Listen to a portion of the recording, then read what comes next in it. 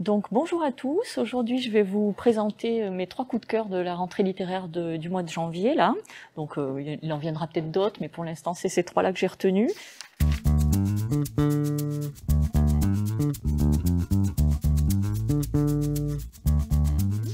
Donc mon premier coup de cœur de cette rentrée, c'est La Décision de Karine Thuil aux éditions Gallimard. Donc ce roman m'a assez bouleversée et m'a fait poser pas mal de questions. Alors comment peut-on être impartial lorsqu'on a en face de vous un jeune homme de 23 ans qui revient de Syrie? Est-il repenti ou est-ce que en fait il vous manipule? Peut-on vivre pleinement sa vie privée lorsqu'on a des décisions à prendre qui sont vraiment importantes pour l'intérêt général de tous? Ce roman nous raconte en fait l'histoire d'Alma, une juge d'instruction antiterroriste. Et ce roman nous interroge tout du long, en fait. C'est une écriture qui est juste, documentée, précise, et en même temps qui nous bouleverse par le thème, déjà, de l'antiterrorisme, et par ce jeune, en fait, qui, du coup, va être peut-être emprisonné en ayant été repenti, ou peut-être libéré, et finalement faire ce qu'il a à faire. Donc c'est vraiment un livre très, très actuel, et qui pose question par rapport à la Syrie, évidemment, et ses enfants que l'on laisse éventuellement là-bas. Voilà, donc c'est un très très beau livre.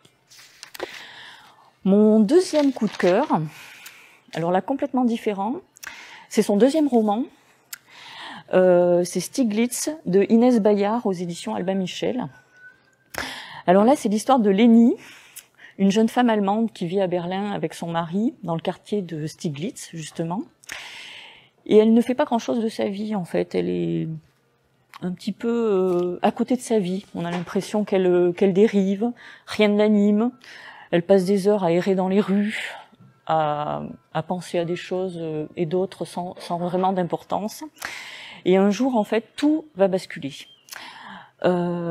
Et va basculer un peu vers l'obscur et la folie. C'est un livre très puissant et troublant, en fait, que j'ai dévoré, vraiment. C'est assez impressionnant. Au départ, on a l'impression qu'on ne sait pas trop où on va et finalement, ça nous happe. C'est très captivant et on a du mal à quitter une fois qu'on a terminé parce que la chute, elle est terrible. Elle vous laisse pantois. C'est vraiment un très très bon roman. Et donc le troisième, l'événement du mois en fait, mais bon, tout le monde, je pense, aime Pierre Lemaitre. C'est vraiment un très très beau livre. Donc Pierre Lemaitre, Le Grand Monde aux éditions Calman-Lévy, qui vient juste de sortir.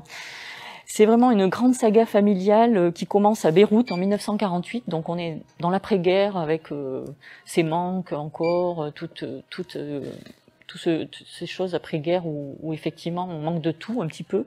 Et c'est l'histoire de la famille Pelletier. Donc Louis le père qui mène de main de maître son entreprise familiale de savonnerie à Beyrouth, donc entouré de sa femme et de ses 3 fils et sa fille, la petite dernière.